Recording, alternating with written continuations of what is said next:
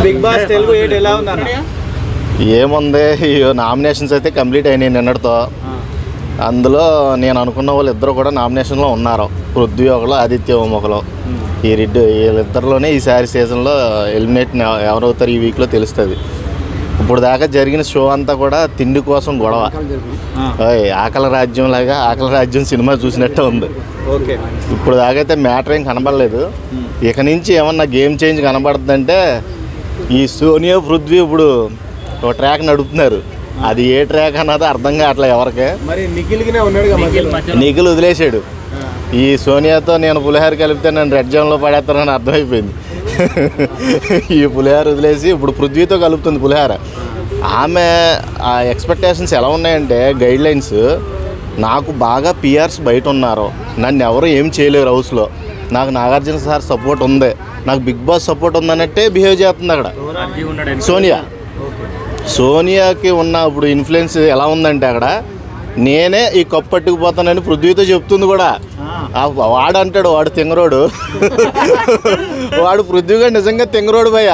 వాడు ఏమి టాస్క్లో ఏమి పర్ఫార్మెన్స్ చేయకుండా నిన్న నామినేషన్లో మనవాడిని అడుగుతుంటే నేను చేశాను బ్రో అని వాదిస్తాడు.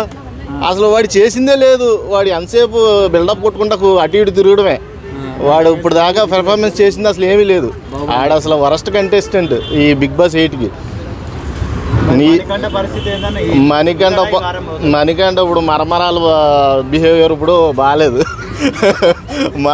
మరమరాల స్కిట్ ఒకటి జరిగింది ఇవాళ సీతకేనో మణికంఠకే. ఈ మరమరాల స్కిట్లో యష్మి పెద్ద మరమరాలు అమ్ముకునే దానిలో కనబడింది నాకైతే. యష్మికి ఎందుకు పోయా, నాకు ఎందుకు బిగ్ బాస్ సేవ్ చేస్తున్నాడు అసలు? యష్మిని సోనియా మీద స్పెషలిస్ట్ ఇంట్రెస్ట్ ఏంటి నాకేమీ అర్థం కావట్లా. శోభా శెట్టి, రతిక అన్నీ యష్మినే ఇప్పుడున్న సీజన్లో. వేస్ట్ ఫెలో నన్ను అడిగితే, బిగ్ బాస్కి అన్ఫిట్. యష్మి పెద్ద క్లాన్ అని సేవ్ అయిపోతుంది కానీ ప్రతిసారి సేవ్ అవ్వ యష్మి. నువ్వు నీ నామినేషన్ చూడాలని నేను ఎదురు చూస్తున్నాను. నెక్స్ట్ వీక్లో ఖచ్చితంగా నీ నామినేషన్ అయితే నేను చూస్తాను. శేఖర్ భాష కమెడియన్. శేఖర్ భాష లేకపోతే హౌస్లో సంతోషం ఉండదు. ఆయన నిఖిల్ ఇప్పుడు బిగ్గెస్ట్ కంటెస్టెంట్ ఎవరన్నా ఉన్నారంటే బిగ్ బాస్ 8లో నిఖిల్. అలాంటి వాడిని వీకెస్ట్ కంటెస్టెంట్ చేస్తారు రాత్రితో. నిజం. వాడు ఎలా అయిపోయాడు, డిప్రెషన్లోకి వెళ్ళిపోయి పాపం ఎవరితోనూ కలవకుండా పట్టుకొని ఏడుస్తున్నాడు. మణికంఠను పట్టుకొని ఏడుస్తున్నాడు. మరి నిఖిల్ ఫ్యాన్స్ అంటారు మా అన్న కప్పు కొట్టుకోవతాడు ఈసారి అంటున్నాడు. ఏ కప్పు కొట్టుకోవతాడు? ఇప్పుడు తెలుగు కన్నడ పక్కన పెడితే భయ్య ఆ కంపారిజన్ వద్దు. ఇండియా ఒకటే కదా. మన ఈ అల్లు అర్జున్ చెప్పినట్టు మనంతా ఇండియానే. వాళ్ళ వేరు మన వేరు కాదు. తెలుగులో జరుగుతుంది కాబట్టి షో తెలుగు మాట్లాడాలి. ఫస్ట్ ఆఫ్ ఆల్ తెలుగు మాట్లాడట్లే ఎవరు కూడా. వాళ్ళు ఇష్టం వచ్చినట్టు ఇంగ్లీష్ మాట్లాడుతున్నారు. అసలు ఆ ఇంగ్లీష్ అంటే లాటిన్ ఇంగ్లీషే మామూలు బట్లర్ ఇంగ్లీష్ కూడా కాదు. అది ఎవరికి అర్థం అవ్వట్లేదు. ఆ ప్రొనౌన్సియేషన్ ఎవరికి. తెలుగులో మాట్లాడితే అందరికి అర్థం అవుద్ది. ఇది నేను కోరుకునేది. బిగ్ బాస్ హౌస్లో చూసే వాళ్ళందరూ మెజారిటీ పీపుల్ తెలుగే కాబట్టి తెలుగులోనే వాదించుకోవాలి. లాస్ట్ సీజన్లో చూసినట్టయితే మొత్తం తెలుగు కొట్టుడే. చాలా బాగుంది. అసలు నాకు నచ్చింది.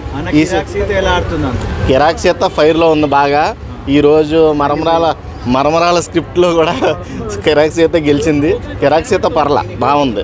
అసలు సీజన్ 8 ఇంట్రెస్టింగ్ ఉందా? లేదు, ఇప్పుడు దాకైతే నాకు అనిపించలే. అంతా ఫుడ్ గోలే. ఫస్ట్ నుంచి బేబాక్ ఎలిమినేషన్ అయిందంటే ఫుడ్ గోలే. మణికంఠ కావాలని డ్రామాటిక్గా ఎమోషన్స్ పండిస్తుండే పల్లవి ప్రశాంత్. సింపతి వర్కౌట్ అయింది భయ్య. ఫస్ట్ వీక్ వర్కౌట్ అయింది. ఈ వీక్లో వర్కౌట్ అవుద్దో లేదో చూడాలి. ఓటింగ్లో ఫస్ట్లోనే ఉన్నాడు కదా బ్రో, మరి సెకండ్ ప్లేస్లో ఉన్నాడు? లేదు, ఓటింగ్లో ఫస్ట్లోనే ఉన్నాడు. గేమింగ్లో కూడా ఫస్ట్లోనే ఉన్నాడు. ఇందాక యష్మి చెడగొట్టేసింది అతను గేమ్. లైవ్ అప్డేట్ చూసారు లేదో మీరు తెలీదు. మరమరాలో విషయంలో 250 గ్రామ్స్ తీసుకురమ్మన్నాడు బిగ్ బాస్.